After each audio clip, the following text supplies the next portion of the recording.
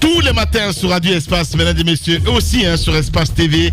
Dans un instant, notre deuxième invité, évidemment, nous a rejoint dans ce studio, dans un communiqué qui ouvre donc une nouvelle page dans le dossier Hakuna Matata. Laurence Rousier, directrice de l'orphelinat de la banlieue de Conakry, bénéficie donc d'une ordonnance de non-lieu. En avril dernier, une affaire de viol et de harcèlement sexuel donc présumé éclaboussait le centre de solidarité. Dans la foulée des interpellations, la directrice du centre avait fait l'objet donc d'une plainte pour complicité avant d'être mise sous contrôle judiciaire.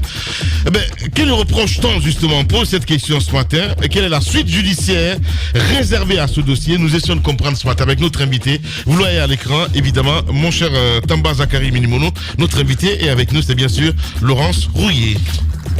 D'accord. Bienvenue, madame. Nous sommes heureux de vous recevoir sur ce dossier-là. Est-ce qu'on peut faire un bref film avec vous, un bref rappel de ce qui s'est passé justement? On a suivi ce dossier des femmes qui déclaraient avoir été touchées par celui qui a été présenté comme votre époux. Quelle est la vérité quelle est votre vérité dans ce dossier-là? En fait, la vérité, déjà, j'ai découvert cette histoire le jour même où tout a éclaté, puisque c'est suite à, en fait, c'était un peu chaud ce jour-là, l'après-midi dans l'orphelinat, en fait, et il y a des enfants qui ont commencé à manifester des cris en disant à l'encontre de mon époux, en disant que c'était un violeur, et bon, il l'insultait aussi, mais moi, en fait, ce qui m'a interpellé, c'est surtout le mot viol, en fait, qui revenait tout le temps à mon oreille. J'ai dit, mais attendez, qu'est-ce qui se passe ici? Pourquoi on accuse mon époux de violeur? Là, ça ne va pas, je comprenais rien.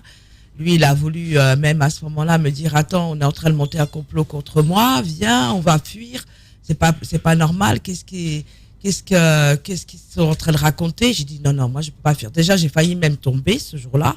Ce qui fait qu'il y a des femmes qui étaient là, qui m'ont vu, qui sont venues me ramasser, me dire, bon, venez madame, allez vous asseoir. Ils sont partis même me chercher de l'eau, restez tranquille. J'ai dit, non, je ne vais pas bouger de toute façon, parce que si vraiment il se passe quelque chose dans ma structure que je ne suis pas au courant, là, je vais vraiment connaître la vérité, quoi. Parce que là, je suis quand même sous le choc. Et donc là, il a commencé à faire du cinéma dans la cour, à dire que ouais, si lui c'est un violeur, les filles elles n'ont qu'à venir dire vraiment si elles ont été violées par lui. Il commence même à appeler toutes les filles, et j'ai dit mais ça ne se fait pas, quoi, parce que les filles, est-ce qu'elles vont parler même devant une assemblée? J'ai dit non, j'ai dit arrête de faire ça.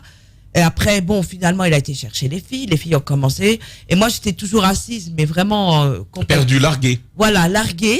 Et puis là, il commence à se mettre devant les filles. Bon, évidemment, il interroge des petites filles qui disent non, vous nous avez pas violé et tout. Et devant une grande fille, à un moment donné, il s'arrête. Et moi, j'observais là, à ce moment-là, la scène. La fille était les bras croisés, puis alors le regard complètement dans le vide, quoi. Elle le regardait même pas dans les yeux. Est-ce que je t'ai violé? Elle répond pas. Vraiment bouche bée, quoi. Après, il redemande la question, puis il se met devant. Et puis il se retourne vers moi et me dit, toi, je n'ai pas violé celle-là non plus. Et il s'en va. Et d'un coup, j'observe les enfants, 2 ou 3 filles qui courent vers elle, qui disent, pourquoi t'as pas parlé? C'était le moment de parler. Ah, là, j'ai compris, j'ai dit, non, il y a vraiment quelque chose, quoi. Et donc, je lui fais signe de la main, je dis, viens me voir. Et là, elle me parle, je lui dis, qu'est-ce qui s'est passé? Elle me dit quelques mots, je comprends que c'est vrai, quoi, ce qu'elle me raconte. J'ai dit, non, là, ça va pas se passer comme ça. Donc, et elle avait quel âge environ? Elle a 16 ans. D'accord. Et quel est l'âge moyen de ces filles qui auraient été abusées par votre mari? Entre 14 et 16 ans. D'accord. Oui. D'accord. Et quelle va être la suite? Quelle va être la suite à partir du moment où justement... C'est la première fois que vraiment on l'entend elle-même sur ce... D'accord. De rester sur les faits. Parce que moi, je suis ce dossier depuis le départ. J'ai aussi pris la peine d'écouter le mis en cause qui est en détention, qui parle d'une cabale montée contre lui, parce que j'ai aussi écouté Bangoura. Alors, la question aujourd'hui, c'est comment en est-on arrivé là?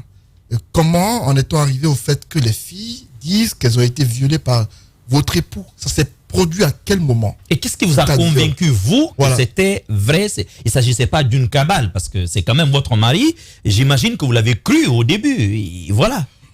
À partir de quand, également, vous avez vraiment compris que c'était fait? Bah, déjà, par rapport au peu de choses, quand je les ai interrogés, rapidement, parce que vraiment, ça s'est passé très, très vite. En fait, il y a eu une collaboration qui s'est mise en place au sein de l'orphelinat, parce que comme lui, il voulait prendre la fuite, on ne voulait pas le laisser partir.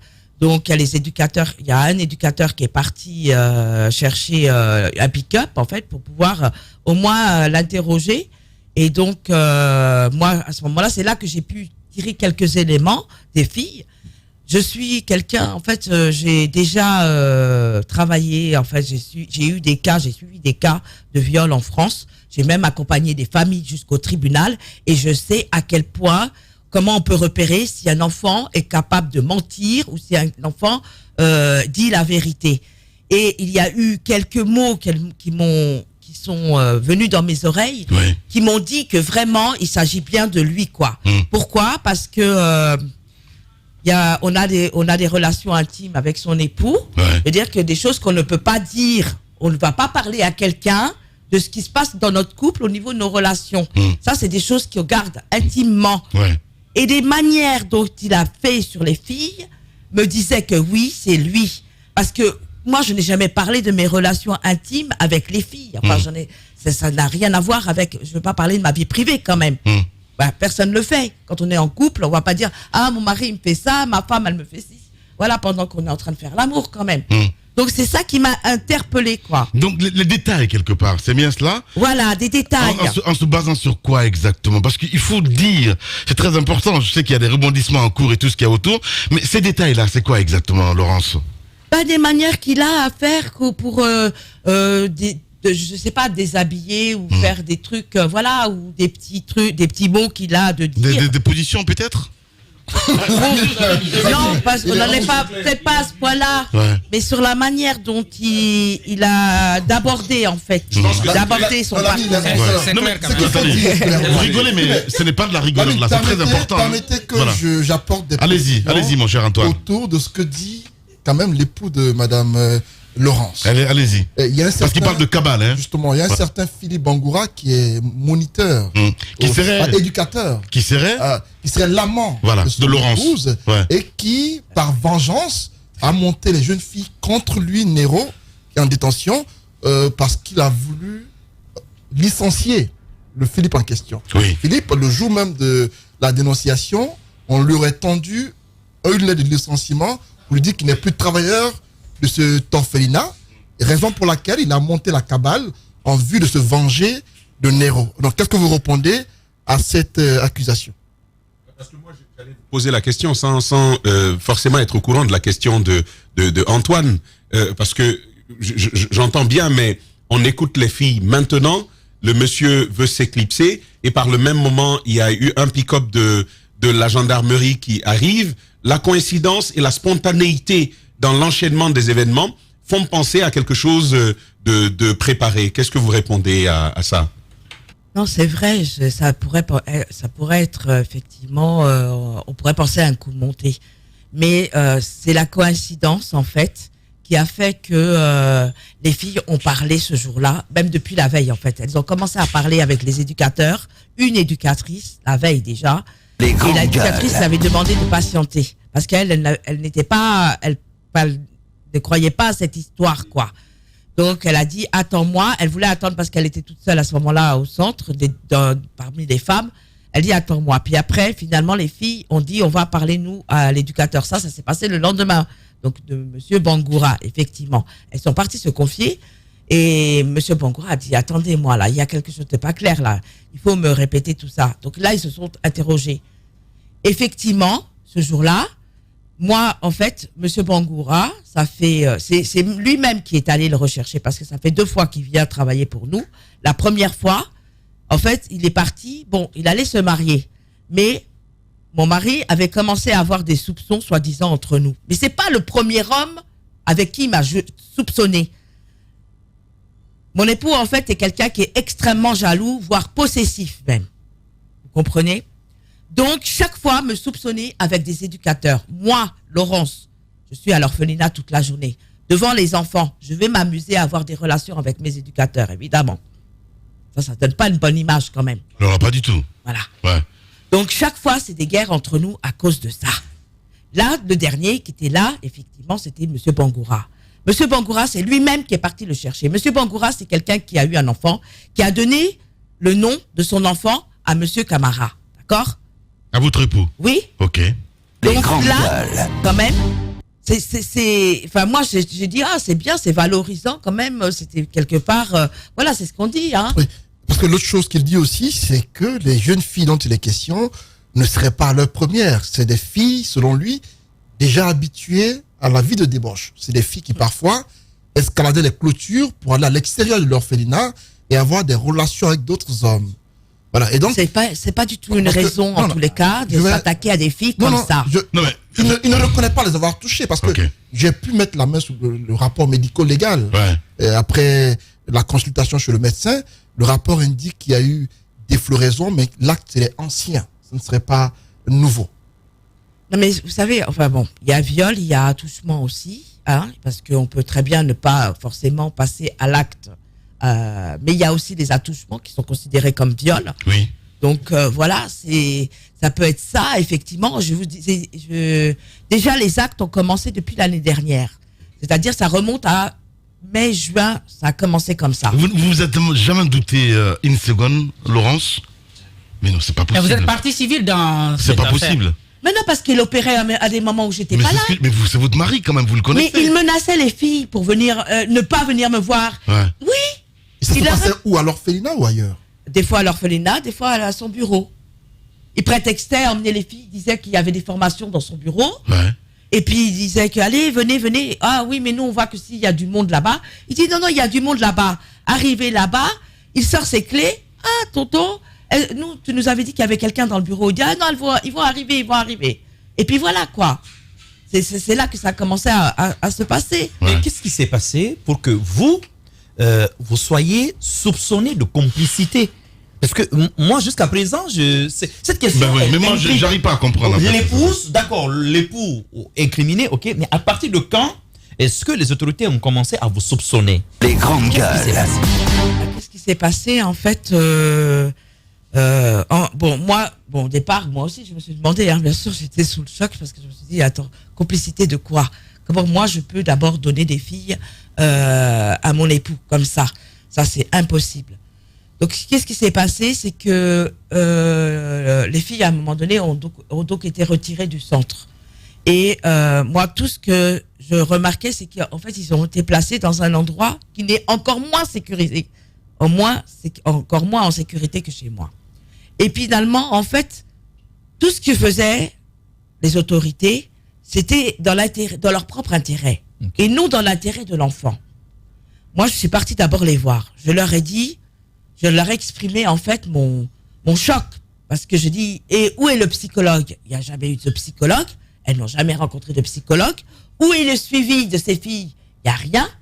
Et c'est ce que j'ai voulu faire valoir. Donc, comme personne ne prenait en compte ce que je disais, je suis partie au tribunal des enfants. Et là, j'ai saisi le président du tribunal des enfants. Oui. Je l'ai interpellé là-dessus. J'ai dit, monsieur, moi, je ne vois pas d'inconvénient à ce que mes filles quittent chez moi, parce que c'est vrai que c'est là où s'est passé le danger. Mmh. Mais aujourd'hui, d'abord, le danger n'est plus là, puisqu'il est déjà sous les verrous. Ouais. De deux, moi, ce qui me choque aujourd'hui, c'est qu'on place des filles dans un endroit où il n'y a aucune sécurité. Vous savez où elles sont? SOS, je crois bien. Bon, elles sont, oui, elles étaient, parce que là, elles sont reparties dans les familles pour le moment. Mais là où elles étaient, en fait, on les autorise à sortir jusqu'à 22h. Moi, chez moi, il n'y a pas ça, déjà. Il y a quand même une question, madame, c'est sur finalement les relations que vous aviez ou les autorisations que vous aviez avec le ministère, puisque au lendemain de cet événement, la question a été soulevée et ce qui a abouti justement au départ des enfants, c'est qu'on se posait des questions sur d'abord les autorisations, j'imagine que vous les avez, mais jusqu'à quel âge vous étiez autorisé à travers ces documents à garder, n'est-ce pas, un enfant? Vous parlez quand même de 14, 16 ans Et aujourd'hui, d'après les dernières informations que vous venez de nous donner, il y a des enfants qui sont retournés en famille. Ça veut dire que ce sont des enfants qui ont des familles. C'est quoi finalement le rôle de la maison Hakuna Matata à l'égard, n'est-ce pas, de ces enfants? Déjà, sans oublier que j'attendais la réponse à ma question pour comprendre de quoi est-ce que les autorités vous reprochaient exactement en parlant de complicité. Mais allez-y avec la question de Jacques d'abord. Sur les tranches d'âge et les autorisations. En fait, de 0, oui, j'ai une autorisation, bien sûr, parce que c'est la première chose que j'ai demandé en arrivant. Enfin, quand j'ai voulu créer ce centre, je me suis d'abord adressée au ministère concerné, qui est l'action sociale. Donc, je suis partie les voir et je leur ai demandé quelles étaient les conditions pour ouvrir un centre. Et figurez-vous que j'étais la première à demander cette question. Parce qu'il n'y a aucun centre en Guinée qui avait cette autorisation au moment où je suis venue. Donc, quand on m'a donné un petit livret, d'ailleurs, quand même, ils ont fait un petit livret avec des directives à suivre. Donc, moi, c'est ce que j'ai fait. J'ai suivi toutes ces directives. Oui. Ils m'ont contrôlé, ils sont venus jusqu'à chez moi, ils ont contrôlé tout ce que je disais. J'ai fourni tous les papiers nécessaires, jusqu'à même mon casier judiciaire de la France. Vous comprenez? Et même mes diplômes, parce que moi, je suis quand même, mes études sont basées quand même sur le sanitaire et social. J'étais vouée même je voulais faire assistante sociale à la base. Donc, vous voyez, j'ai fait même du droit. Donc, une fois que ça a été fourni, ils m'ont donné cette autorisation d'ouverture. Donc, l'autorisation d'ouverture, c'est un orphelinat qui accueille des enfants de 0 à 18 ans, normalement. Des grandes gueules. Et à partir de la naissance, jusqu'à 18 ans. Mais après, qui dit orphelinat en Guinée, vous savez, il n'y a pas d'orphelinat propre. C'est-à-dire, on ne peut pas ouvrir que pour des orphelins. Pourquoi? Parce qu'il n'y a pas de centre, il n'y a pas de foyer. Il y a des enfants qui sont en situation extrêmement précaire. Il y a des enfants qui perdent juste leur maman, qui perdent juste leur papa. Le papa. Donc, les tranches d'âge? Voilà, de 0 à 18 ans. À 18 ans, d'accord. Mohamed Mara, une question? Il y a combien d'enfants au total? J'ai 95 enfants. Voilà, allez-y Mohamed. Oui, je reviens sur la question. De quoi vous soupçonnez-t-on?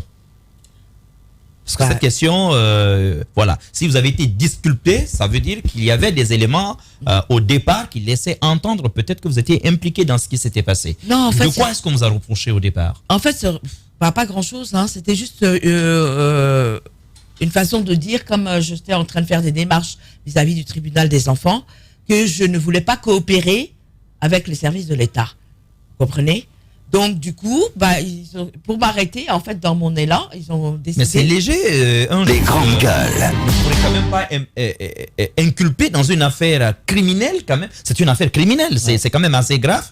Simplement parce qu'on vous soupçonne de vouloir faire obstruction. On vous aurait peut-être poursuivi pour obstruction, justement, aux procédures en cours. Non, mais je n'ai pas fait obstruction. En fait, ils n'avaient pas suffisamment de preuves. Parce que même les filles déjà avaient été auditionnées déjà à la police et devant le tribunal, devant le juge d'instruction. Donc après, il y avait déjà déjà les filles n'ont jamais cité mon nom, ont même dit que moi-même je n'étais pas au courant. Donc comment voulez-vous que moi je sois impliqué là-dedans? Bien. Allez-y Antoine, dernière question. Votre mari il est en prison. Nous apprenons que vous avez engagé une action pour un divorce entre vous. 3 ans quand même de vie commune.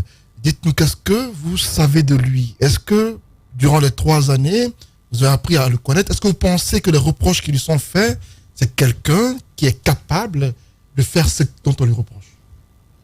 Bien sûr, j'étais pas en mesure de penser qu'il allait faire ça.